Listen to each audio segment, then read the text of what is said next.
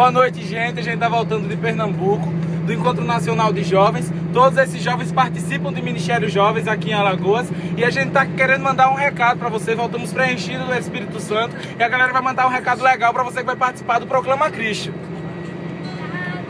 Dentro de mim, essa vontade de um dia entrar na vida eterna, mas pra chegar até lá, em cima do muro eu não posso ficar.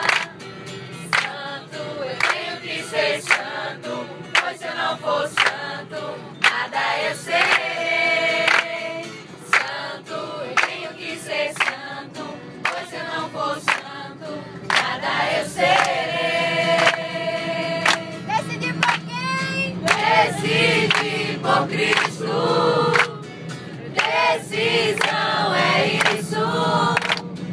Tudo é permitido, mas em tudo convém. Decidi por Cristo. Decisão é isso.